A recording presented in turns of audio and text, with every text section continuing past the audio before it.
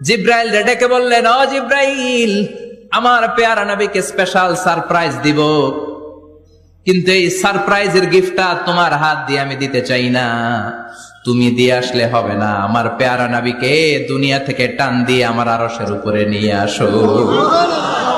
সাহিবুল মেরাজ, যেই নবীর মেরাজ হয়েছে আর কোন নবীর হয় নাই।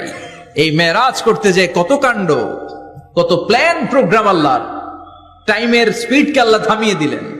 মক্কা থেকে উঠিয়ে বিশ্বনবীকে এক মরুভূমিতে রাখা হলো রাতে। বললেন দোয়া করেন। দোয়া করে বিশ্বনবী বললেন, ভাই জিবরাইল, এটা কোন জায়গা, কোথায় দোয়া করব? সাইয়েদনা জিবরাইল বলেন, নবী, কিছুদিন পরে এই জায়গায় আপনি হিজরত করে আসবেন, এই জায়গার নাম ইয়াসরিব, মদিনা। দোয়া করলেন। আবার সেখান থেকে তুলে এক পাহাড়ে রাখা হলো, নবী দোয়া করেন। দোয়া করে নবী বললেন, এটা কোন পাহাড়? অন্ধকার, আমি তো কিছু চিনি না।